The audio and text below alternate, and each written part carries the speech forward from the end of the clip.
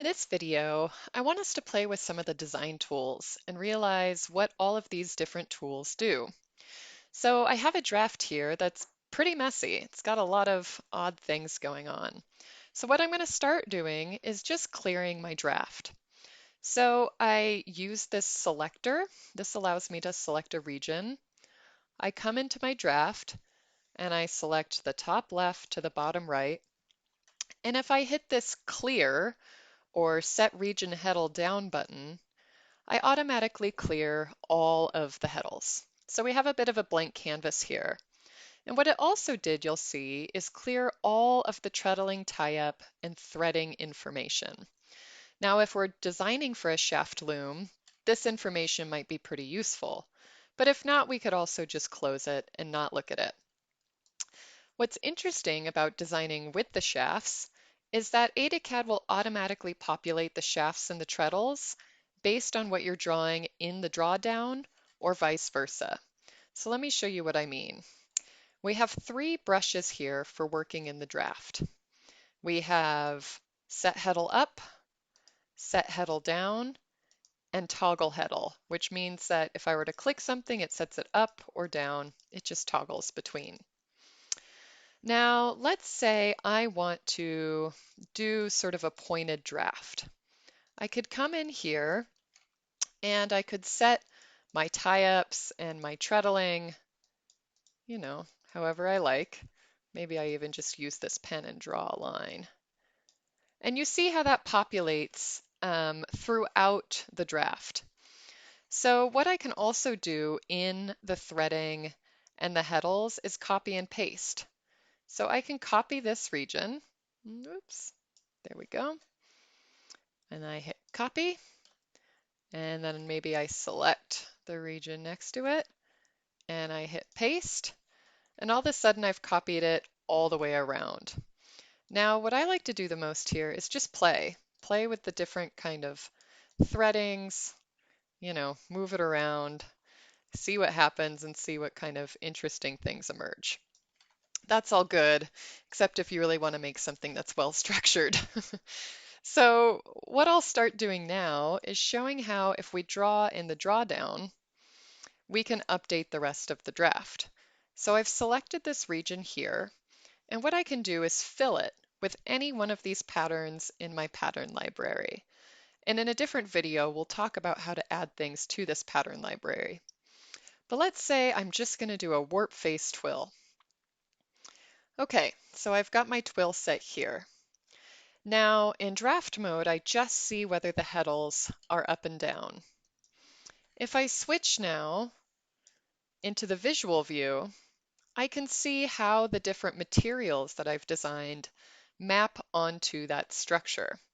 So if we look up closer here, on the right-hand side of the draft, we have this material selector. So if I were to just click this, it'll cycle through the different materials that I've described in the materials pane, which is here. I can also use these colors. So if I want all my materials in one section to be green, I can just draw green down that slider. And I can also draw green on the warps here too. Now these letters next to the materials describe which system that this pick belongs to. And warp systems are something that I and others have found useful, perhaps more in jacquard weaving, but also are maybe useful if you're using an overshot pattern where you have a plane weave system and then your overshot system. And they allowed you to do some nice design things where you can design on those systems separately. So I'll show a video that uses that and how to weave a press button. But in the meantime, we can stick with our usual design tools.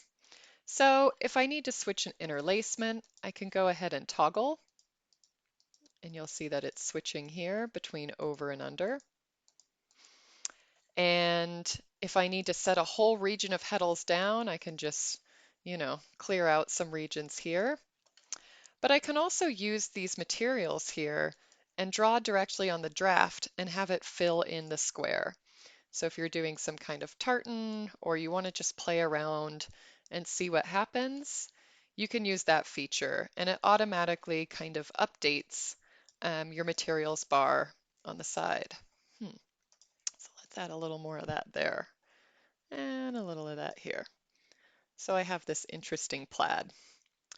So these tools here, the interlacement tools and the draw with materials tools, are really used when you don't have a selection. Now, if you have a selection, you can perform operations on these different regions.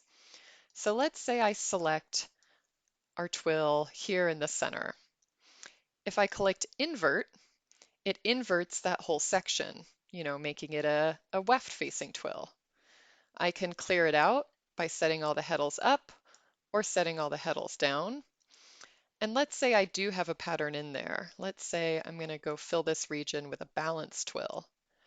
I can also flip that twill, or can I? Let's see. Well, that one's not going to help us because it's an even pattern. So let's say I fill this with a balanced twill. I select it again. I can flip it vertically. I can flip it horizontally, or I can shift the pattern in a circular fashion, one pick to the left or one pick up, just to kind of offset it or shift it. So maybe let's play with that one a little bit more because I think that's kind of fun. So I'm going to come in here. I'm going to do an uneven twill, my warp face twill. I'm going to select this region in the center, and I'm just going to shift it over one, up one, and maybe I'll flip it. And that gives us this odd little area of change. And if we want, we can go ahead and look at what that looks like visually, which honestly, you can't even really see it when you add in the colors. So that, I will say, are the main features for drawing. If you'd like to add more materials, you can use this Add button, or if you'd like to change the color of one of the materials, just click on this color bar and you can play around with the different materials, with the different colors and see how they look. The final thing you can specify with materials is the actual thickness of the material.